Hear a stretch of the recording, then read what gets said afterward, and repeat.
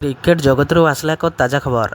तेबे आपण माने जानिथिबे जे भारतीय दल वर्ल्ड कप जीति। यही वर्ल्ड कप जीति भारतीय दल इतिहास सृष्टि करिछि। कारण एमिति दुई दुई थर चैंपियन हवा कहा भाग्य ही नहीं। यही वर्ल्ड कप जीति भारतीय दल अनेक इतिहास सृष्टि करिछि, जहा कि केउ देश एभली करि पारि नाहांती एवं आगो करि परिबे कि नाही ताहा मध्ये जणा नाही। भारतीय दल एपरि कमबैक करिवे बोली केही आशा मध्ये करि नथिले। कारण 2023 विश्वकप हारिया परे समस्त निराश होइथिले। विराट कोहली एवं रोहित शर्मा कांदी पकाइथिले एवं भारतीय लोक माने बहुत निराश होइथिले एवं अनेक भारतीय प्रशासक मध्य मने मने टीम इंडिया को गाली देथिले। कारण सबु मैच जीति फाइनल रे हारि गले। तेबे सेही ठारू ही टीम इंडिया रो भाग्य बदली गला।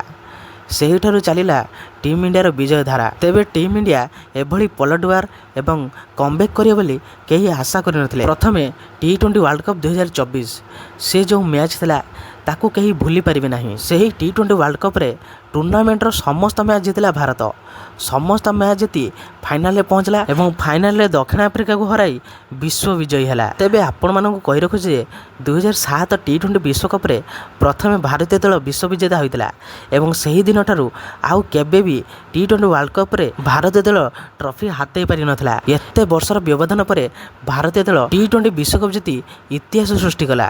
कारण 2024 T20 रे भारतीय दल गोटे भी मैच हारि नथिला। सेहीठु चलिला भारतीय दलर गोल्डन एरा। कारण 2025 रे पुणी थरे एक ICC ट्रॉफी हातेला भारतीय दल, ताहा थिला चैंपियंस ट्रॉफी। आउ पुणी एबे 2026 रे T20 वर्ल्ड कप जीति पुणी थरे इतिहास सृष्टि कला भारतीय दल। तेबे भारतीय क्रिकेट दल जहा करि परिछि विश्वर आउ केउ क्रिकेट दल मध्ये एपरि करि पारि नाही।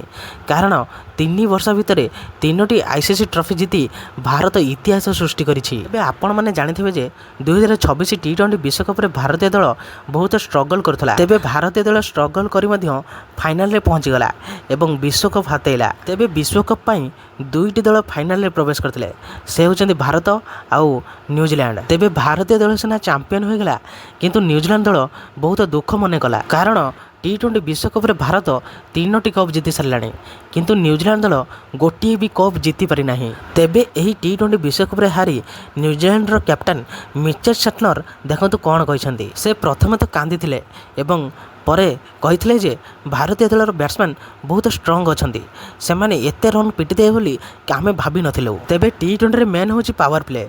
जदि पावर प्ले रे अधिक रन हैला ताहले जानिबा थय जे 200 ऊपर रन हबो, किंतु आमे पावर प्ले रे बहुत माड़ खाई गलु।